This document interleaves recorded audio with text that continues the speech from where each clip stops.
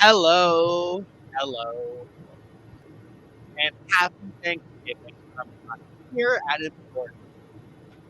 And welcome to Friday Night Insights, the show where we have clear eyes to set your fantasy football lineup, full hearts to make the tough decisions about your roster, and hopefully this means you can't lose. And of course, in order to give you the best advice, I am joined each and every week by at that FF nerd, the start sit guru, Jason Draven. How's it going, buddy? Pretty good, man. I was excited to have three full helpings of football yesterday, and missed out on most of the food, but still got to check out the football. And while some of it was better than others, like most of the food, it ended up being an okay day. How about Oh, you? oh, it was pretty good.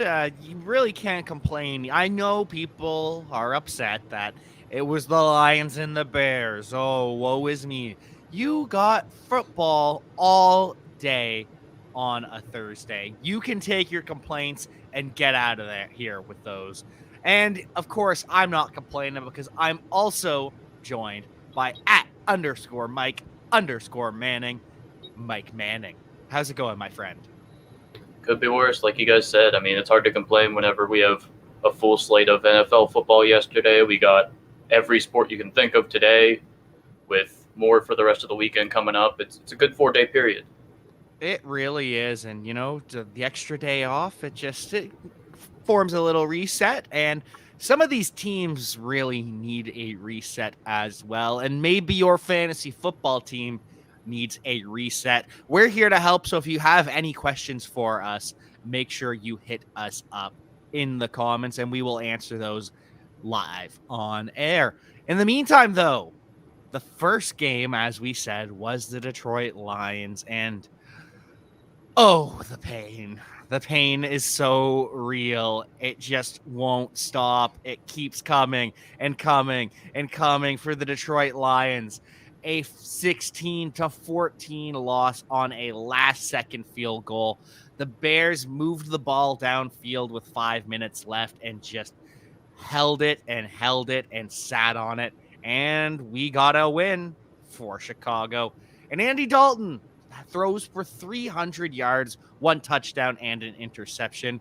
The TD goes to Jimmy Graham, of all people. That is just not helpful for anyone in the slightest. Cole Kmet helps you out. 8 grabs for 865 yards. So if you start him in PPR, you're happy with Cole Kmet. And of course, you're happy with Darnell Mooney because he is just a stud. Doesn't find the end zone, but does have 123 yards on 5 receptions. So how are we feeling about these Chicago Bears? I think the only person that we're really worried about is, and clearly not even listed on here, is David Montgomery because Mm-hmm. with Andy Dalton under center, they just aren't having to lean on the run like they normally would. They don't have Fields there, who normally also likes to run and help open that offense up a little more. And you can clearly see it without any production from David Montgomery really coming. Mooney's getting a lot of use. Komet got a lot of use as expected with this game, and I'm really upset that Jimmy Grandpa had to go in, jack his only touchdown, but it's fine. We're gonna live with it. The grandpa has come back to life. Jimmy Graham, the corpse of what once was a great fantasy football tight end, is no more. Any takeaways from you on these Chicago Bears, Mike?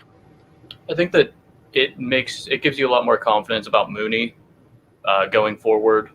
It'll be interesting to see what happens once Allen Robinson returns, but it does appear that Mooney has taken the alpha role and is going to be a focal point in this offense going forward. And I think it's just more. We thought Justin Fields was going to be better for Mooney than Andy Dalton because they just seem to have a rapport from working together in the offseason. And that just hasn't been the case. Him and Dalton are just clicking. And you've got to just ride the wave here. It's a good thing for Mooney owners that have been holding on to him all season. Yeah, he is one of those late round receivers that has really paid off for you. And another player that has paid off for you at ADP did not turn out yesterday for the Lions. DeAndre Swift leaves early in the first quarter, sorry. He's grabbing at the shoulder. He's having trouble getting up. And it looks like he aggravated the shoulder sprain that he had against the Steelers, has only made it worse, and it's not going to get better anytime soon. So we'll see if this leads to DeAndre Swift being held out any foreseeable length of time. We'll keep you posted on that. In the meantime, though, Jamal Williams looks like he's going to be an RB2. Ends up with 65 yards rushing. He catches all 5 of his target and ends the day with 83 yards from scrimmage. So a nifty little, that would be 14 points from Jamal Williams. You can't be too upset about that at all. So Jamal Williams is a definite play going forward. And if you have any other questions, I know you don't have to worry about these Lions coming up this weekend, but if you have anyone else you need to make any decisions on, let us know. But other than that, is there anything even remotely interesting in Detroit? Because TJ Hawkinson, 35 yards. Yes, he scores a touchdown, but come on, man. TJ Hawkinson has been a massive letdown in 2021. Yeah, I think the big news here is actually the return of Josh Reynolds' connection with Jared Goff. Oh, this is true. Because I think that also really helps open things up for TJ Hawkinson. I mean, if you actually have a wide receiver out there catching balls and making it look good, you can pull some of that. You can't just focus on TJ anymore. You have to focus on Josh Reynolds as well, making potentially easier catches for TJ Hawkinson moving forward. So that would be the only kind of. I mean, if you're looking at it, I think that Hawkinson saw plenty of double coverage throughout the whole season. So it's going to be big if Reynolds can become, especially not just a dependable receiver, but a dependable deep receiver, which is what he did have with Goff as a rapport for back when he was with the Rams. He was the deep guy. He was the Deshaun Jackson type role where once or twice a game, maybe 3 times a game, you would see a 30-yard bomb to him, or 20-plus yard bomb at least that would open up the defense, or at least try to. And it's the most we've seen Goff go deep all season was this game. Jared Goff, I don't know what the stats would reflect after that game, but heading into this one, he had the lowest average depth of target in the NFL. He has just been completely afraid of letting it loose this season. Josh Reynolds does fix that quite a bit, but I think they need to throw it to him more. Only 3 receptions on 5 targets, and really the only productive player on the team. So we'll move to our next one as the Dallas Cowboys do what the Dallas Cowboys do. Lose on Thanksgiving in heartbreaking fashion to the Las Vegas Raiders. 36-33. This one goes to all the way to overtime, and Derek Carr ends up with 373 yards with 1 touchdown pass, which you would think Derek Carr would throw more touchdowns in a competitive game like this. You'd be wrong, because Derek Carr is he's Derek Carr. He is consistently average. Am I right? Absolutely. And another kind of aggravating point is Marcus Mariota found the touchdown, which seriously, you let him do it? It's just so frustrating that Carr can't get any kind of luck. Even just scrambling for a touchdown would be awesome. But nope, I have to give it to Mariota. Yeah, no, I don't even think that Mariota is actually that much more athletic than Derek Carr. If you just based on looking like on the field as you see them running, they're both athletic guys. I don't think that you really would, it's not like he's the package or he's the player for that package specifically. Like, no, they could both do that. Yeah, but that's just the way these teams are working nowadays. Everyone wants their own Taysom Hill for some reason. I don't understand it, but everyone wants a Taysom Hill. As long as they don't pay him $40 million guaranteed, then I think it'd be okay if every team had one. I would still prefer much less Taysom Hill, and I would prefer more Josh Jacobs. He runs the ball 22 times, 87 yards is fine, has another 2 receptions for 25 yards, so he does top 100 on the day and 1 touchdown. But just when you carry the ball 22 times and you end up with 87 yards, I am left feeling wanting, and I'm always left feeling wanting more when Josh Jacobs plays football, because former first round back, he's finally getting the receptions with all these targets, and still he's an RB2. He's not an RB1. I don't know what it is. I mean, but that's where you drafted him at. That's the only plus side you can see out of They this. drafted him as an RB3, to be fair. Okay, so exactly. So you're already looking at him, and he's returning great value for you. And moving forward, I don't think that changes. I mean, he is finally getting fed. I am surprised that Drake didn't get more usage or really any usage in this game. And so with Jacobs kind of showing what he can do, I'm hoping that this continues as a good trend for him. Yeah, I think that this has been good for Drake recently since the coaching change. It's been more of depending or allowing him the chance to make plays both on the ground and in the passing game. And I mean, as we've seen, he is just a standard plotter type player. Like, he's not going to break too many massive runs. He'll break tackles, which means break a lot of tackles and gain 3 yards on it. Yeah. So he's not going to get you too many plays where it's negative yardage, but he's not going to gain a 15-plus yard run too often. So you're hoping for him to get those 25-plus touches and, 80-plus yards, and hope he falls in the end zone for either a reception or a touchdown or a rushing touchdown. That's just who he is this year. I think we might need to start creating a fantasy football league with the scoring of PPTB, point per tackle broken. It can be just like in our league with the first down or the yards given to us based on getting flags. I know that I'm all about it. Unfortunately, not revolutionize the fantasy field football. We can do it. We can start here on importantnonsense.com. And if you want us to revolutionize your starting lineup in fantasy football, hit us up with some questions in the chat. In the meantime, though, you might be without Darren Waller. It's not going to be a long-term injury. Thankfully, it is just a strained IT band for Waller, but we don't know. It could be a 1 week miss. And at the tight end position, when you end up losing a Darren Waller, it is just devastating. Innovation. Yeah. I mean, with Waller going out, you're kind of looking at how well Foster Moreau does when Waller's out. And I think that's somebody that you can easily pick up and play.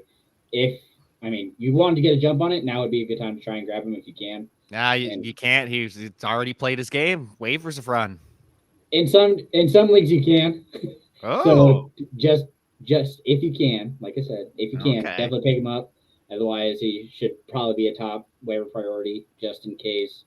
I mean, it'll be a good fill-in for the next couple weeks at least. We've seen it in the past where Foster Moreau, he comes in and he's going to score a touchdown probably if Darren Waller isn't there. Big body that they like to use in the red zone. Great athlete out of LSU. He is very comparable to Dawson Knox. So we got a question here from PGH Pin Fan over on Twitch. Happy Friday, guys. Happy Friday to you as well, PGH Pin Fan. 2 questions for you, both PPR leagues.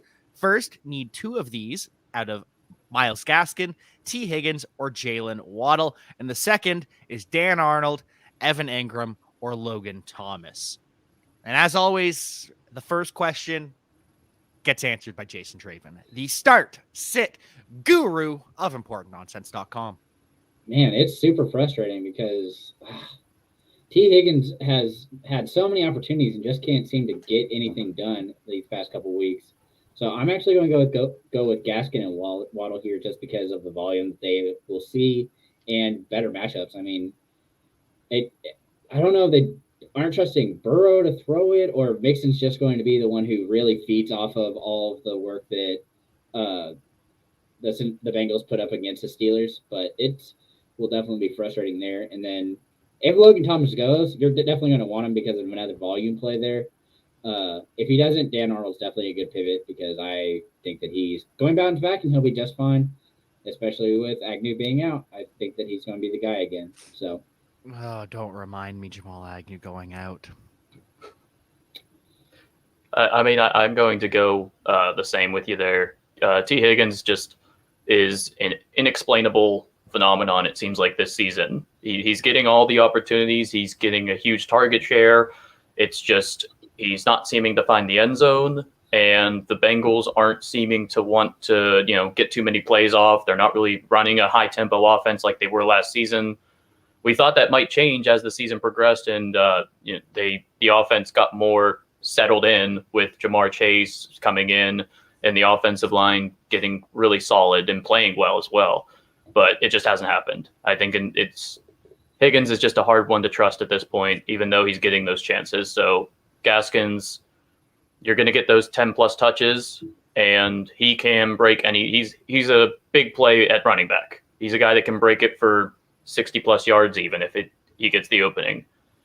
Tight end, I mean, all of these are solid. I don't think you can really go wrong here. Evan Ingram, I like him a lot more than I usually do because it sounds like Tony's out. It sounds like Shepard will be out. Yeah. And the Eagles are awful against the tight end position. Yeah, not the Cowboys. It's all one division. They're all the same pretty much at this point. The Giants are banged up on offense. Saquon Barkley is still not practicing in full. We know he's going to play, but he's still limited. We've got who is that tight end that I can't even remember? Their tight end 3 isn't playing today. This weekend. Their tight end 2, Kyle Rudolph, he's doubtful this weekend. Kadarius Toney is doubtful. Sterling Shepard is out. So I do understand the temptation with Evan Engram, but I think I'm going to have to side with Jason here. Dan Arnold, for weeks and weeks, was just getting minimum 6 targets. He was the leader time after time in this Jaguars passing game. And I think it didn't work when they went away from him this past weekend. And Urban Meyer is just going to go right back to Dan Arnold. So Arnold is my pick. I think I'm going to have to disagree with starting Gaskin and Jalen Waddle. I don't love the idea of starting 2 Miami Dolphins. I think I would prefer to go with Jalen Waddle and T. Higgins here because I don't know what it is. I can see T. Higgins having a big bounce back. Joe Hayden's still not fully healthy. That's going to be a competitive one between the Steelers and Bengals. So we still like the usage from T. Higgins. So give me T. Higgins and Jalen Waddle, and hopefully this can finally be that reversal of fortunes for T. Higgins, and he can find the end zone that we've been desperately waiting for. Because it's not just him either. Jamar Chase has been disappointing the last couple of weeks as well. He's getting the touchdowns to bail him out, but what a mess. It's not fun at all. So if you have any questions that you want answered, like PGH Pin Fan just had theirs answered, hit us up in the comments and we will continue to answer them. But in the meantime, we do have a reply. That's exactly where I am at. If I start 2 Dolphins and I lose, I feel like I deserve it. Yeah.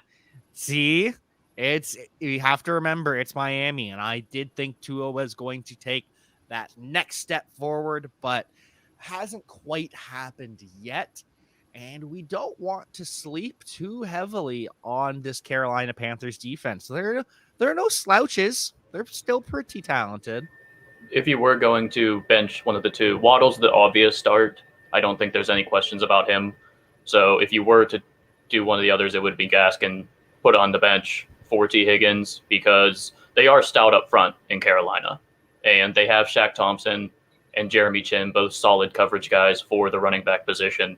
So, and they just added a new running back in Miami, Philip Lindsay, there to open up the competition. Jason just not having it at all. I hate it so much. I mean, what you should have done is picked up Renfro and played him. That's the real answer here. Is you should have just surpassed either of the other 2 options, Higgins and Gaskin, put in Renfro. Because man, oh boy, yeah, Hunter Renfro has quietly emerged in Las Vegas. Hunter the accountant Renfro, just good for him. Good for him. Would you start Elijah Mitchell over David Johnson this weekend? Worried about Mitchell's injury. Waivers are so thin. Best guy there is Nick Westbrook-Akeen. Thanks for the help in advance. So It sounds like Elijah Mitchell's probably not going to play this weekend. He's listed as doubtful. He didn't practice in any of the 3 practices that the 49ers had this week. I just can't see it happening for Elijah Mitchell. Either of you guys see that? No. Yeah, I'm still not on board with it. I mean, I really wish that Mitchell would come back because I think with Mitchell being out, Devo's going to be regulated into that backfield again, and that leaves more targets for Ayuk, which I'm just tired of seeing. And so what's wrong with Ayuk? Because he needs to be off that field. It needs Why? to be Devo just eating like he should because he's a man, and Ayuk's just a boy waiting to play. Oh my goodness! My goodness! What we had heard in the beginning of him getting pins inserted in his finger or whatever it was, the hand or thumb, that sound, whatever I looked up, it seems like it means a multi-week out injury. Yeah. Like that's just something that is no, you're not supposed to even have physical contact for at least 2 to 3 weeks at that point. So I didn't think Mitchell was going to play this week, and the practices have pointed towards that.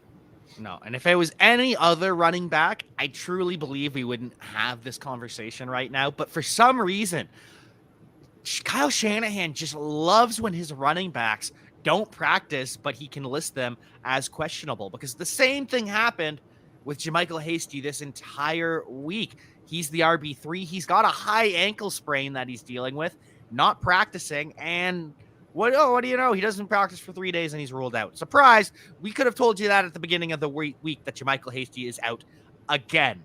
So this is just something Kyle Shanahan likes to do with the Shanahanigans. Now, I think it's partly, I just wanted to butt in here, but I think it's partly because he doesn't care about using the extra roster spot for the injury report, or for putting him on IR or something along those lines to get the extra roster spot, because he trusts Juszczyk and Deebo Samuel to be tossed right into the backfield seamlessly and not have to worry. So if there's only one healthy running back that's listed as a running back, he isn't too concerned. And then, of course, Jason's going to be happy to hear that. He loves him some juice. But back to the question from Lucius Voronus 44. Now it comes to David Johnson or Nick Westbrook. That is a painful decision here, but I think you have to go with Nick Westbrook. Who else are they going to throw to in Tennessee? Literally no one. Whoa. No, Dontrell Hilliard's still there. He's on wait, is Swaim there too? Swaim is a little bit tricky because he's got a concussion. He practiced on Wednesday, but then Thursday he did not practice. So that tells me it aggravated the concussion and he's trending in the wrong direction. So no, the weapons that we know Ryan Tannehill will have is Nick Westbrook-Akeen, Anthony Ferkser, Dontrell Hilliard, Dante Foreman even is limited with a triceps injury, and Jason's guy, Dez Fitzpatrick. Yeah, finally making resurgence. I'm here for it. After getting cut and everything, he's trying to come back with a vengeance. I mean, this is it's a terrible matchup. I had said even in an article for Important Nonsense for the Start Sits that if there was even if AJ Brown was suiting up this week, there was zero chance I would feel confident in any way playing him.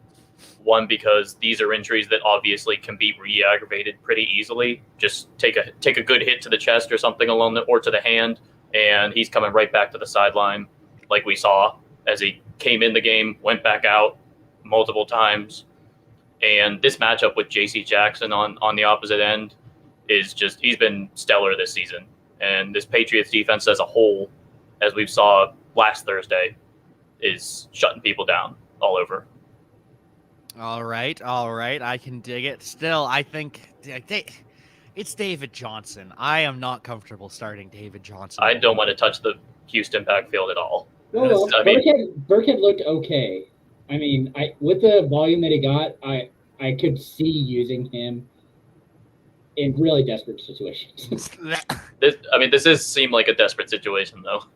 Yeah. I mean, that's why I was like, it's either him or Hilliard. And, I mean, if it's PPR, I guess you go with Hilliard. But, oh, man, even then it's tough. Desperate times call for desperate measures, as we have so often learned here. This one's not so desperate, though. William Taylor doing a little bit better than having to start Nick Westbrook-Akeen. They have the option of starting Michael Williams, the Chargers wide receiver, facing off against. Who are the Chargers facing off against this week? Broncos. Come on. Yes, against the Broncos. Yeah. Or we get Elijah Moore and the Jets facing off against the Texans. And I think I'm going to have to go with Elijah Moore here. Yeah, that's just so risky because of the fact that Zach Wilson's going to be playing. Like, that's the only thing that makes me nervous about this at all. Had it been Flacco or White or any other quarterback, that's what I was going to say. How crazy is it that Joe Flacco is the stabilizing factor that we are looking for Elijah Moore? Well, and I mean, it helps that Corey Davis doesn't look like he's going to play. Like, I think he's probably going to be out because it is a groin, and he's kind of in that weird, will he, won't he, will he aggravate it, will he play, won't he? Yeah. And then no Michael Carter either. Yep. So you have Ty Johnson and you have Crowder and Moore, which hopefully makes it that Moore has that option to be good. But, man, it's just trusting Wilson is the only thing that has me any kind of hesitant on this question. For sure. But we did hear all the reports this summer about, Zach Wilson and Elijah Moore, that connection, it's getting juicy. And then it didn't work out because Moore was in and out of the lineup hurt. Zach Wilson hurt. But I think it could be something special once it finally starts to develop. So, Mike, who are you going in this one? Are you going to take your namesake in Mike Williams, or are you going to side with Jason and I on Elijah Moore? I think it's a lot. I think Elijah Moore is the better option by a decent margin, even because Mike Williams last week didn't still see that many of the targets like he was beginning of the season. He was in the similar role that we've been complaining about for years at this point, that Keenan Allen was the focal point, Austin Eckler was the focal point. Mike Williams was saved by a late coverage breakdown that resulted in the long touchdown. Could happen again this week. It's the Broncos. It could, but I think the better option here has to be Moore, especially if Corey Davis is out. I was a little wary about playing Moore this week if Corey Davis was healthy and going to, have his usual workload, because Zach Wilson just seemed to trust Davis downfield. If he didn't see, something within 10 yards or something along those lines, his last resort was always to just chuck it up to Davis.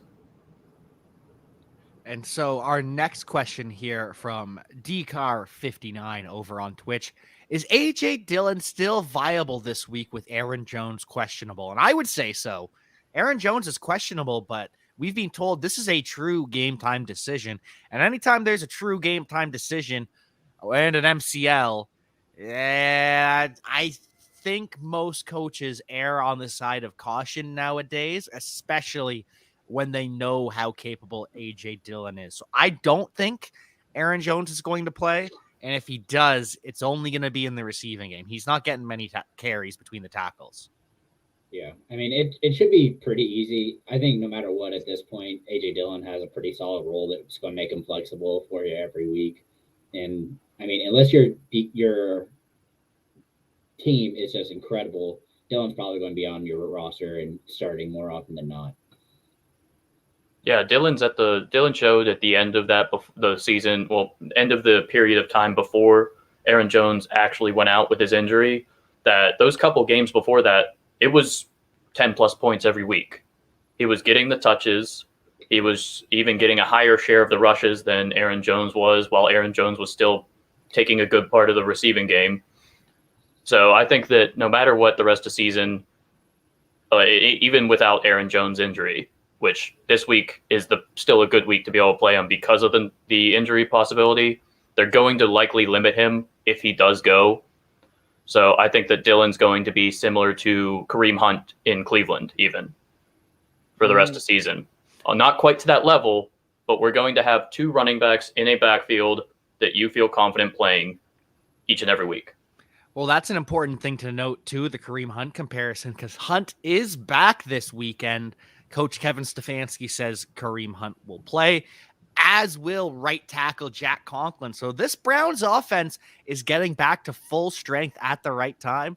How much does that hurt Nick Chubb, though? It's going to be interesting to see, because it's all touchdown based with Nick Chubb going forward. Well, really, I think a bigger issue is how bad Baker looks. With all of his injuries, he just doesn't look like himself, and I think that's affecting the offense as a whole. So, and when Baker's healthy, this should really start to roll. But until then, I'm nervous for that offense. Rennie Rodriguez on YouTube would like to know, which two do you guys trust more in a PPR league this week? We have Terry scoring McLaurin. We have the next big thing, Rashad Bateman. We have Brandon Ayuk, who Jason has already said doesn't deserve this. And we have Elijah Moore. I will disagree with Brandon Ayuk not being deserving, but I am also probably not playing him. I think I'm going with Terry McLaurin and Elijah Moore. Ooh. I was actually going to go with Terry McLaurin and Rashad Bateman. Hollywood's coming back, though. Two different styles of play, and I think that Bateman is more valuable. I mean, I want to see it with Moore and Wilson first. Until that happens, I'm just going to stick with my guns on who I trust more here. I'm going to go McLaurin and Moore. I think that Bateman is a solid floor play this week. He's going to get his 6 to 8 targets, probably get 50 to 80 yards, and you can hope for a touchdown, because this offense is going to play better this week with obviously Lamar Jackson back under center. It did not look good at all with Tyler Huntley, other than being saved by a couple coverage breakdowns from the vaunted Bears defense. Freeman looked good. I'm just saying, the jump off passes to Davonte Freeman definitely helped him last week for sure. So I was all here for that. Yeah, Davonte Freeman being relevant in 2021 is not something I saw coming, but here we are. Looks like the best running back in Baltimore when you factor in all of the 45-year-old backs that they've managed to compile in Baltimore.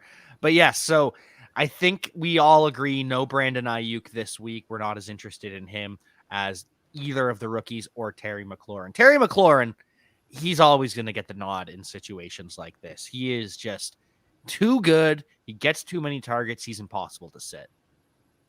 Well, and I think he actually gets better if Logan Thomas is back, because there's somebody else that you have to worry about. With no other tight end like Ricky Seals-Jones, who is also out, having somebody to help take coverage off of him is going to be huge. Oh, wait, you don't think Adam Humphries does that, Jason? You don't think Adam Humphries gets this offense going? The defense doesn't focus on him. So, I mean, he's fine for – he's that player that you hate to start because he's just going to be okay, but you can start him. I mean, as up until Thomas returns, he's been relatively easy to start week in and week out. He is what Mike called a floor play in Rashad Bateman. And I do agree with that Rashad Bateman stance, because you look at the corners that we have in Cleveland. We have a Denzel Ward who is top notch. We have Troy Hill in the slot. We have a good set of safeties. So I think against the Texans, this is going to be another breakout party for Elijah Moore. And I think it might be the game that Zach Wilson takes that big step forward. It better be. Otherwise, he's likely going to be riding the pine the rest of the season.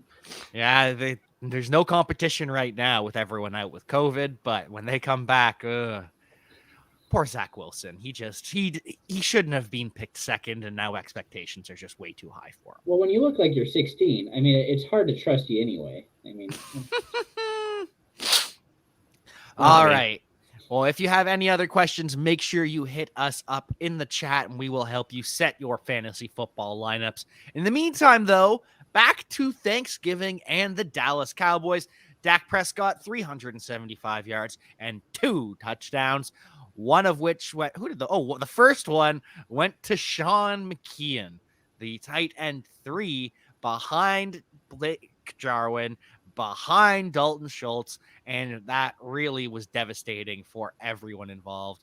Thankfully, we did see a second touchdown go to Dalton Schultz. Dalton Schultz. Thank you. I wanted to You're say welcome. Blake Jarwin. I wanted to say Dallas Goedert. It's just all these tight ends are interchangeable. You saw the news on Blake Jarwin too, right? He is on the COVID reserve now. He was already on IR too, I believe. So he's been diagnosed with it. So he's going to be out Interesting. For a bit.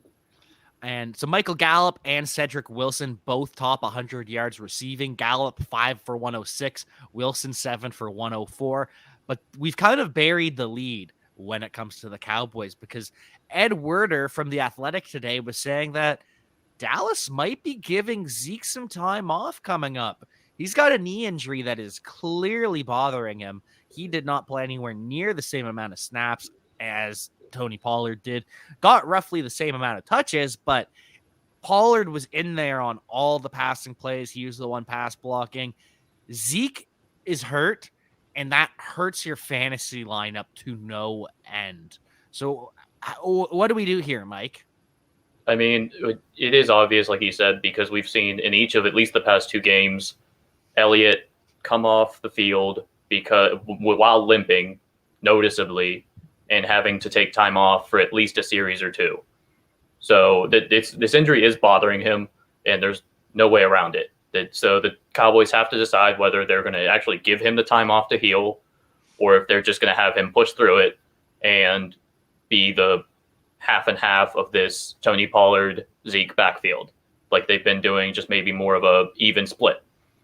I think that if you have a back like Pollard, they should set him on the bench for a while, at least a week, give him some time, see what the time off does for him because of how obvious the limp has been the past couple of games.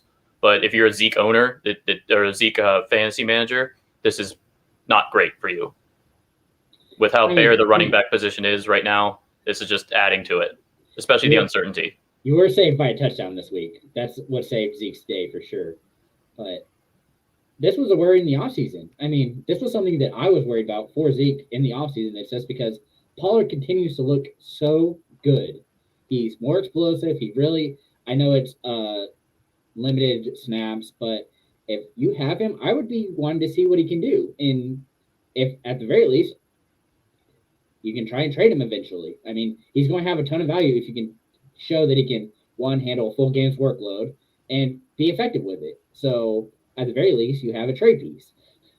I mean, Zeke's biggest thing throughout his career has been volume. It hasn't really been as much, big play or anything along those lines. He is volume-based running back.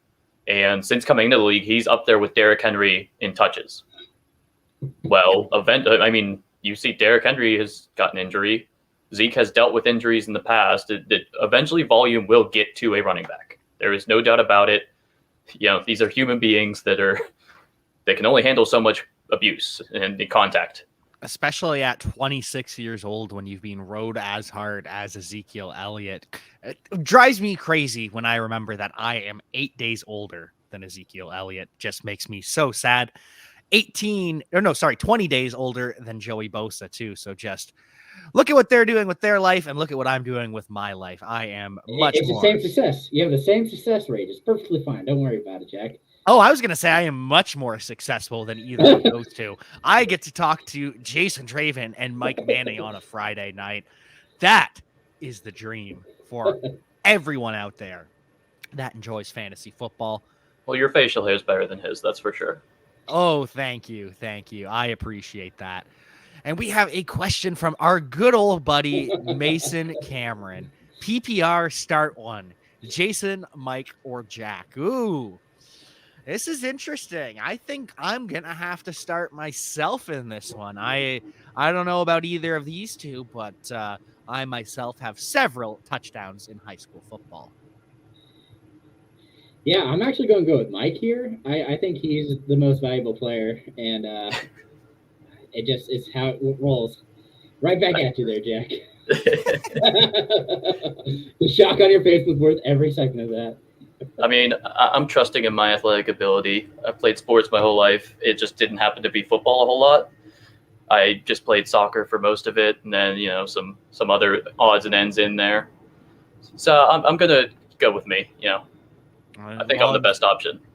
Unfortunately, we are looking at a 2-1 victory for I'm Mike the big Manning. the big play threat. And it sounds like Mike Manning will never, ever be invited back on Friday Night Insight after beating me at my own game. Oh, goodness. We have fun here. And so did the Buffalo Bills. They absolutely walloped the New Orleans Saints. Trevor Siemian is clearly not the guy in New Orleans. Josh Allen, he rebounds in fantasy quite a bit, but he still does throw 2 interceptions, which just is so annoying. He keeps turning the ball over game after game. It's 2 interceptions from Josh Allen. This time, though, at least he's bailed out by 4 passing touchdowns, and that's all we can say, thankfully. But Bills, even in this dominant win, aren't the box score would paint a different picture. 2 touchdowns for Dawson Knox, 1 touchdown for Stephon Diggs, but it wasn't what you expected. Am I right? Well, I think the biggest conundrum here is actually what running back are we going to start for the Bills? Because do you want to start Matt Breida every week? Or Zach Moss getting a healthy scratch is super frustrating for a lot of people. And then Devin Singletary, who seemed to kind of salt the game away towards the end because it looked like Breida show at the beginning, and it just quickly went to Singletary towards the end there. Yeah, I think this backfield's going to be tough to trust. It was tough to trust in the beginning of the season, and even coming into the season, it was one of those where people would, latch on to one player or another, whether it be Zach Moss or if they thought he'd be a sleeper in mid to late rounds of your draft. And he has obviously not panned out to be that. After a good start to the season, he had double-digit points in, I think it was 4 straight games early in the year, with taking over that goal line work and even doing a lot of the receiving work. But now he's just not trusted, obviously. And I think Breida's going to be the big play option for them. He's going to be in the offense for once they're trying to just, get the offense rolling, get into more of a, get in motion. And Singletary is, like you said, kind of more of a dependable closing the game out or just trying to run some clock out type player. Can we drop Zach Moss now, or should we wait one final week? A healthy scratch is a tough thing to bounce back from. Yeah, I mean, it's like the Trey Sermon thing all over again. I'm willing to drop him at this point, as frustrating as it be. And with that in mind, I mean, you might want to pick up Breida because he did find the end zone and is getting a good amount of usage out of it. He's explosive. That's the thing with Matt Breida. The Bills have had this they've had a type at running back. Devin Singletary, he's small, he's slow, he's a tackle breaker, and he's shifty. Zach Moss, he's a little bit bigger, but he's slow, and he's kind of shifty. He's a tackle breaker, but neither of those guys have worked out the way the Bills have wanted them to because they're slow. You get Matt Breida in there who runs a 4.4. Now we start seeing some big plays. It makes sense. Just athleticism matters at the running back position. People will tell you it doesn't, but time and time and time again, we see that these plotter running backs just don't have the same value that even a Matt Breida can provide an offense. I mean, and he has looked really good in the past. I mean, it's hard not to see the value that Breida can really bring to an offense. But if this line can start pushing people around, it could be a big day for Breida really easily to decide to give him more work. I mean, if he starts seeing 15 to 18 carries, I could see him easily being a solid start week in and week out. And Breida has the best chance to take over this backfield. That is 100% where it seems to be going. I'm hoping that is the case because he definitely has the value. And we talked about Dawson Knox. He's right back to where he was, hitting those 2 TDs, 3 for 3, 32 yards, man. That's what they like to do, and him and Allen have that connection. It's hard to overlook for sure. Now, everybody else is the issue. It's just the thing with not Stephon Diggs, Dawson Knox. He is just Bob Onion, Robert Tonyan 2.0. Just all he does is score TDs. Yep. 30 yards at tight end is the epitome of average. And that's what Dawson 6.2 Knox does. fantasy points otherwise, right? That's what Dawson Knox does. He puts up 30 yards, and you hope he scores a touchdown. Sometimes he scores twice. The Saints, on the other hand, they only scored once as a team. That was a touchdown pass from Trevor Siemian delivered to, was it Nick Vannett that scored the touchdown? Yep. It was. I absolutely hated it. I don't know why they aren't using Juwan Johnson, because that was my pick this week for the tight end to have success. Nope, we're going to go to Nick Vannett. Why not? That makes sense. Now, Juwan Johnson, the former receiver out of Oregon, he's a big body, big receiver, and he's more of a slot hybrid kind of guy like Jared Cook was for the Saints for all of those years. And unfortunately, though, he's not the inline blocker, and the inline blocker will often capitalize on these goal line touchdowns. And before it was Adam Troutman, now it's Nick Vannett. And it's no one else. No one else on this team matters in the slightest. Lil Jordan Humphrey shows up for 47 yards. We got Traquan Smith for 31 yards, and we got Deontay Harrison for 9. Running backs don't matter either. It's 27 yards for Tony Jones Jr. And Ty Montgomery, the gadget player, part-time running back, part-time receiver. He gets 14 part-time yards rushing the ball and 31 part-time yards receiving the ball. So just nothing that anyone wants here in the slightest. We'll move on because I don't want to talk about the New Orleans Saints. Tony Jones, 16 carries to get those 27 yards. That's like the most gross part of this whole thing. It took him 16 carries to get 27 yards. He got the volume. Just couldn't do anything. It's frustrating that he can't do anything with it. Nothing, not a damn thing. And when we look at the Atlanta Falcons backfield, it's a little bit muddy back here too. Cordell Patterson, he's probably going to play with the sprained ankle, limited all week, but he's a game time decision. Kadri Ollison, though, the RB4-3 that kind of stepped in behind Mike Davis, and who was the other guy? Jeez, Wayne Gallman. That's why I couldn't remember. So if Cordell Patterson is out and Kadri Ollison is out, are we going with Mike Davis or are we going with Wayne Gallman? Yeah, I mean, at this point you have to go Gallman because everything I've seen of Davis hasn't looked worth it. I mean, the volume isn't there. If Patterson's there even a little bit, it ruins Davis.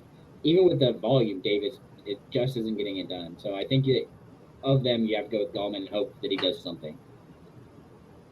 Is there an option C or something like that? Because this backfield is a scary one to deal with. The offense in general is scary without Cordell Patterson on the field, because Kyle Pitts is just the focal point, and they just double cover him, and the wide receivers have no chance of making or getting open, even against single coverage. The backfield is just running into brick walls. None of them seem to know which lane to actually hit. So I guess I'd lean Davis, but I don't even like that. It's like flipping a coin. I'll be the deciding vote and say that the winner is us, because we're going to move on from this topic and stop talking about the Atlanta Falcons. Thank God. Baltimore, they might be a team to pick on in the secondary this week. The Cleveland Browns will be facing them, and cornerback Jimmy Smith, he did not practice at all this week with a neck injury. He's kind of the cornerback 3-4 in that range. Tavon Young, the starting slot cornerback, he didn't practice at all this week with foot and knee injuries. And then Chris Westry, their cornerback 4, he didn't practice this week with the thigh. Anthony Averett, the cornerback 2, he didn't practice Wednesday with the thigh. At least he's limited Thursday, Friday, though. But that is 4 of the Ravens' top 5 cornerbacks that are dealing with major injury. Could that mean a sneaky play from Donovan Peoples-Jones this weekend? If he was healthy, that's the big question mark still, right? He's still dealing with his groin issue, and that just makes me so nervous because as that big play guy, like that, it hurts. It hurts to have to push off of that twitch muscle that I'm just so nervous about him reactivating it and then just being out again. because it's all it's going to take. So I would love to play DPJ, but it just doesn't seem like it's going to be a good option this week unless he gets a full practice in, which doesn't think it's going to happen.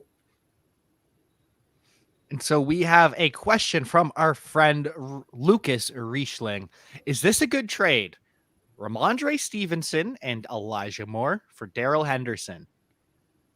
Yeah, I mean, I think it depends on what your wide receivers look like, but I like Henderson for the playoffs. He has really great matchups, and we don't know how Moore's going to look with Wilson. And Stevenson's split back. So I think you're definitely getting a win there. But with that in mind, I'd also want you to go and pick up Sony Michel because Henderson does seem to have a lot of soft tissue issues that continue to pop up on him. Yeah, I agree. I like the trade. I don't think there's even this is the epitome of like banking on what is like hitting their high value for Stevenson and Moore. I mean, they're both coming. And Moore's obviously been on a great tear the past 3 weeks, and Stevenson has shown great stuff when Harris was out, and then showed that he could split with Harris and still have a relatively productive game. But I think that Daryl Henderson is going to have a strong finish to the season, even though he's had a bad couple weeks, that just as the entire Rams offense has had. That's the ticket there. It's not him struggling specifically. It's the team. And there's every bit the chance that the Rams completely rebound and Darrell Henderson goes back to being an RB1. I'm sorry. I like Romandre Stevenson. He is good. I still believe Damian Harris is better than Romandre Stevenson. And even if Romandre Stevenson gets the job as the RB1 there, he still has to compete with Brandon Bolden. There is no scenario where Romandre Stevenson can see the workload that Darrell Henderson will. And the upside of the Rams offense is much higher than either the Jets or the Patriots. Yeah. Patriots are going to win, but it's just not going to be a pretty win more often than not. They're relying heavily on that excellent defense that they've put together. And if it is a pretty win, it's because it's a blowout where that defense held the opposing team to 6 points. Yeah. Bowen Assman is here again, and we're sorry that Jordan couldn't make it here tonight. I probably should have mentioned that at the start of the show that Jordan was unable to attend, but he's busy with like a real job. It's not worth it. I appreciate the fact that Bowen still tunes into our shenanigans, even without Jordan here. So Ty Johnson or J.D. McKissick this week, boys, in a full point PPR. And you know who I'm going for this one. This is what we've been waiting for all year long. And even at times when he's been relegated to a committee, Ty Johnson was still producing and putting up, at times, RB1 numbers in a committee backfield with Michael Carter. So, with Carter out, with Tevin Coleman as the only credible threat in the backfield, and don't worry about him because Tevin Coleman is dust, Ty Johnson might be a league-winning running back over these next couple weeks. Yeah, I'm going to agree with you here, Jack. I think your prediction's finally coming true here. Johnson has the opportunity, and I'm just hoping that Zach Wilson is smart enough to take those open options when they're there, whether it's Elijah Moore or Ty Johnson or Jamison Crowder. I'm really hoping that he has seen everybody else, every other quarterback have success in this offense, and he can put it together and figure it out. Yeah, it's a sweep here. Ty Johnson is, I think, an easy one in this question because McKissick is an up and down player that we don't know what we're going to get any week with that Washington offense. With Heineke being such an up and down play, the offense is going to struggle at times to almost an unbearable level. And Gibson has shown that he's going to get touches and he's going to command that backfield for the most part. And if they aren't down heavy, then McKissick isn't getting the touches that Ty Johnson's going to get. And Ty Johnson should take over this backfield for the foreseeable future with Carter out for 2 to 3 weeks with that ankle sprain. I don't think that it'll be interesting to see the breakdown in the backfield between Johnson and Coleman because the end of the game, once Carter went out, it was an odd breakdown. Coleman saw more rushes, and so they weren't afraid to give him the ball. And we know that Zach Wilson isn't one that's been targeting the running backs near as much as any other quarterback in the Jets under center. Yeah, J.D. McKissick especially isn't healthy either. Antonio Gibson is limited in practice all week with the shin. J.D. McKissick is also limited with an ankle injury. They're both going to play, but a healthy Ty Johnson, when he could be the RB1, is leaps and bounds better than J.D. McKissick, in my humble opinion. And so James Davila on YouTube has a question. Tough call for y'all. Need a defense, need to drop one. Droppable bench is Chase Edmonds, Cam Newton, because they have Dak, Mark Ingram, Claypool, or King Henry. What are our thoughts here? I think it's pretty easy. If it's redraft, you can drop Henry at this point. If it's dynasty, then you should hold on to Derrick Henry. But if it's dynasty or keeper, those are the two. Otherwise, if that is the case, I'm okay dropping Ingram. Yeah, so. I agree on both accounts because Derrick Henry, if he comes back, it's not until the playoffs. He will not return during the regular season. I know that some people believe there's a chance he could, but the Titans are going to the playoffs. It's going to happen. So why would they rush him back to close out the end of the regular season in games that don't really mean a whole lot? So King Henry, unless this is a dynasty league. Mike, any dissent? I mean, yeah, I agree with you both because Ingram is, if Kamara is expected to start practicing this week is what we hear. Who knows, because he's practiced this week and then just was rolled out several days before the game. But I think that Ingram will be the best one. Edmonds is supposed to return.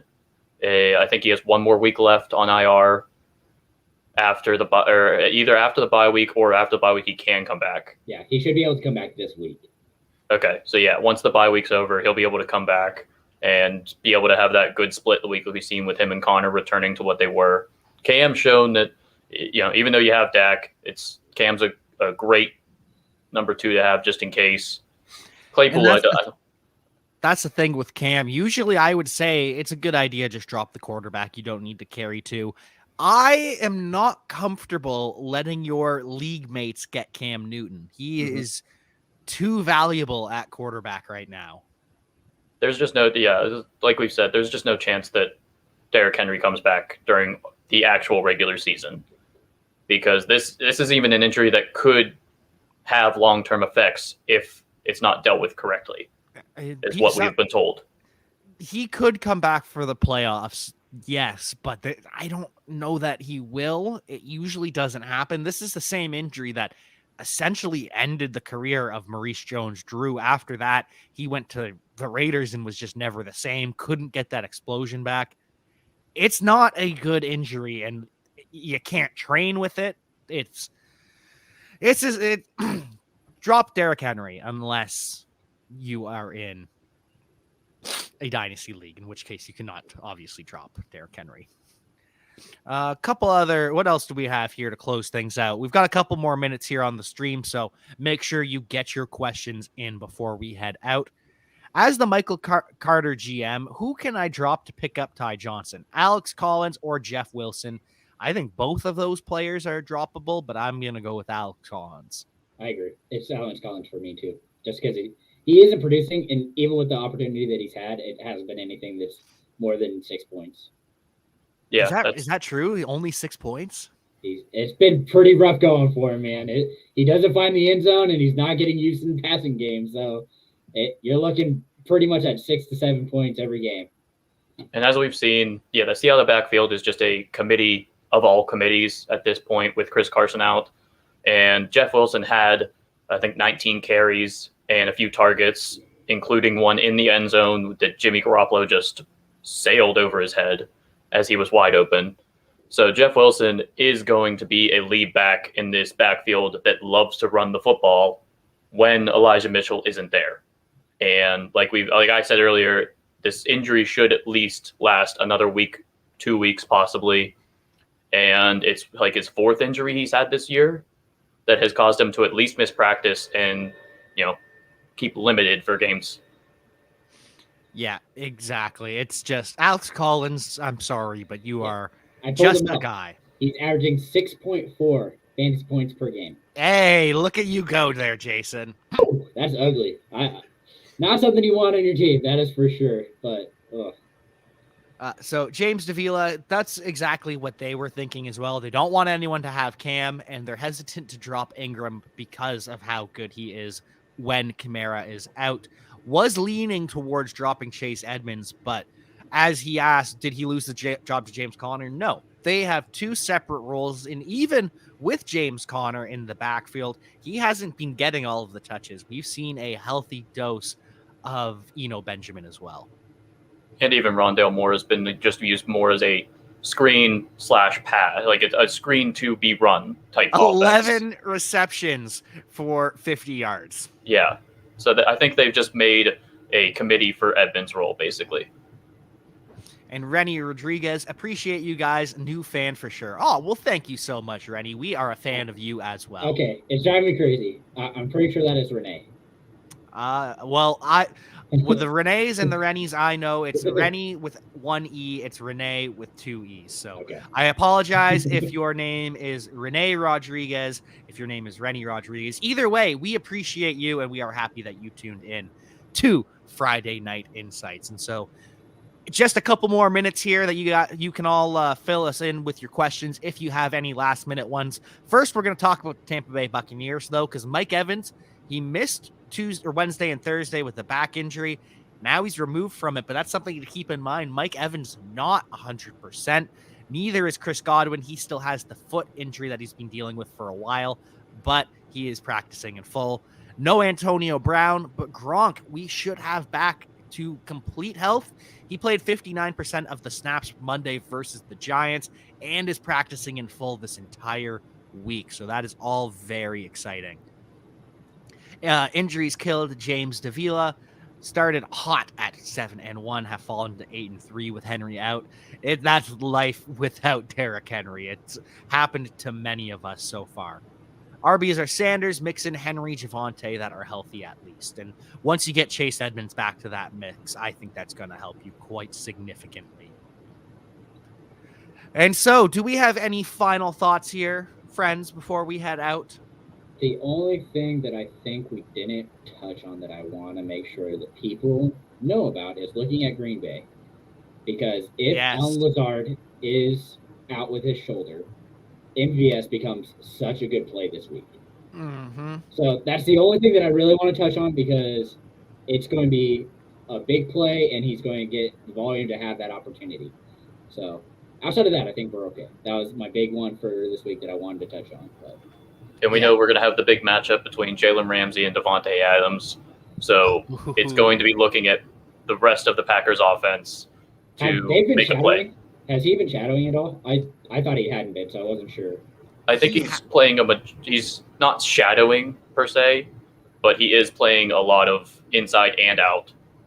Yeah, he's been playing the star position, which is primarily a slot position, but they do have him move around. However, with Davonte Adams, last year he was playing the same position, but certain games he would come up for and just shadow full time. I think that's going to happen here with Jalen Ramsey and Davonte Adams too. James Davila, y'all gained a new subscriber here. Thanks for the help, guys. So happy to help you. That's what we're here to do, is to help you with your fantasy football lineups. That's what we live for here on Important Nonsense. And we don't live for Mason Cameron, even though he asks a valid question. For me, it's turkey. Oh, no, it's ham. The dryness of turkey is just too much, even when it's smoked. Well, then you're making the wrong turkey. Yeah, if you say the turkey is dry, you are cooking your turkey wrong. Yeah, I'm a turkey guy. The only reason we have ham is to give it to the dogs. Boom, roasted. Rough go. Oh, boy. Well, sorry, Jason, you are incorrect. Turkey is the winner here, and hopefully you can all be winners this Sunday. Well, I guess you'll be winners on Monday because that's when the matchups close, but hopefully you can win this weekend is what I am trying to say. So, Mike, any parting thoughts from you as well? Any pluggables to plug? Just be sure to keep an eye out for On Important Nonsense every Thursday on the dot for a 4 starts, 4 sits for wide receivers, cornerback matchups. I'll give you good ones each week. It'll help you out for the final bye weeks we have left, and trying to get you a sneak in something for a value here or there. And so for at that FF nerd Jason Draven and for at _Mike_Manning, I have been your host at Javanaugh87. So make sure you check us out over at importantnonsense.com. Make sure you check out our Patreon page at NonsenseFF. You can find us on YouTube, Instagram, Twitter. We are all across the board. So thank you for tuning in, and I will see you next time.